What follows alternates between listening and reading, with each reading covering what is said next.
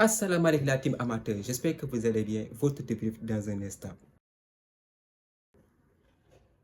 Arsenal qui s'est fait piéger à domicile sur le score de 1 but partout face à cette équipe de Brighton. Voilà, on a assisté aujourd'hui à un super match. En début de saison, on était là, Arteta disait objectif 114 points, objectif 114 points. Mais aujourd'hui, ils ont fait face à une très belle équipe de Brighton. Voilà, à une très belle équipe de Brighton. Cette équipe qui ne cesse de traumatiser ici les cadeaux de la Premier League. La semaine dernière, c'était Manchester United. Ils ont arraché la victoire à la 95e minute, je crois, sur un super peut-être de Joao. Maintenant, encore une fois, ils sont venus ce week-end, ils ont tenu en échec le vice-champion d'Angleterre sur sa pelouse.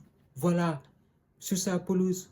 C'était un match très piégeux et je pense que Arsenal est tombé dans le piège, dont le premier, Declan Rice. Mais comment Declan Rice, un joueur de calibre titulaire, titulaire en équipe nationale avec l'Angleterre, a pu faire cette erreur très bête qui a coûté la victoire à son équipe? Franchement, il faut qu'on s'assoie et on parle à Declan Rice. Aujourd'hui, il a délivré un match très merdique. Il a pris un carton jaune sur un tacle très appuyé sur la latérale de Brighton. Maintenant, normalement, quand l'équipe adverse tire un coup franc, le joueur doit être à 9,15 m du ballon. Mais va te replacer et laisse le gars tirer son coup franc.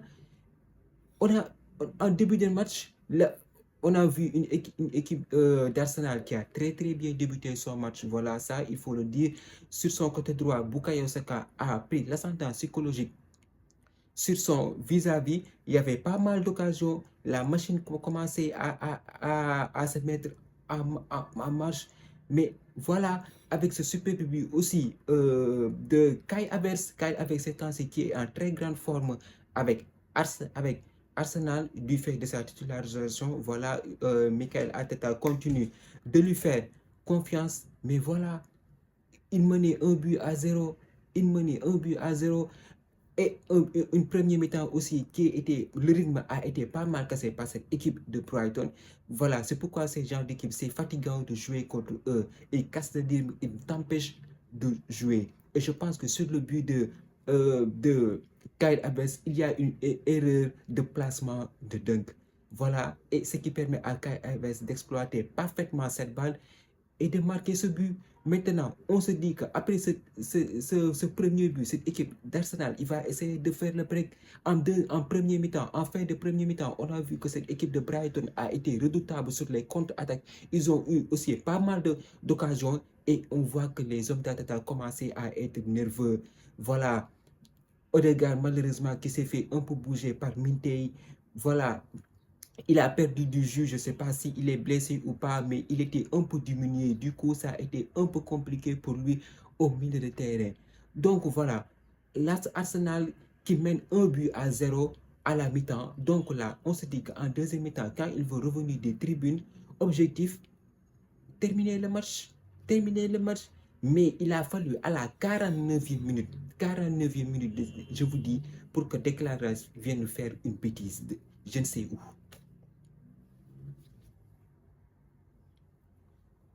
Je ne sais pas quoi vous dire. Je ne sais pas quoi vous dire.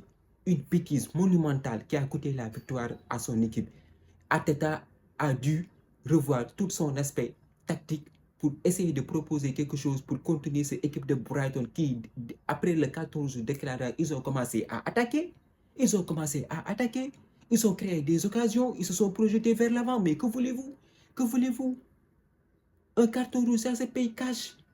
Mais comment déclarer tu as pu tomber sur ce piège-là, sur une erreur anodine? Cette erreur anodine qui a coûté la victoire à ton équipe. Après, sur le Bukayo Saka, c'était compliqué de le trouver. C'était compliqué de le trouver. Il a fallu que Arteta fasse des changements.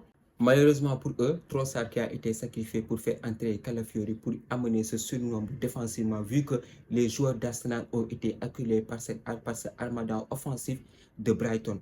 Ils ont une très bonne attaque, mais en défense aussi, ça pêche. Maintenant, il a fallu de quelques minutes pour voir l'égalisation de Brighton. Vraiment, cette passe de dingue qui a cassé deux lignes, c'est pas du tout normal. Franchement, c'est pas sérieux. C'est pas sérieux. C'est pas sérieux. Dunk qui adresse une magnifique passe à Mintei. Normalement, Gabriel doit être en mesure de récupérer cette balle. Voilà. Voilà, je pense que David Raya, il a fait un premier arrêt et Joao qui vient, qui claque ce but-là. Donc 1-1, 1-1. Voilà, un carton rouge très vite sanctionné par ce but de Joao. Donc on peut dire que aujourd'hui Brighton, voilà, il a délivré une belle performance face à cette équipe d'Arsenal. Et aussi l'arbitrage, il faut qu'on en parle en Angleterre, il faut qu'on en parle en Angleterre, l'arbitrage. L'arbitrage fait polémique en Angleterre.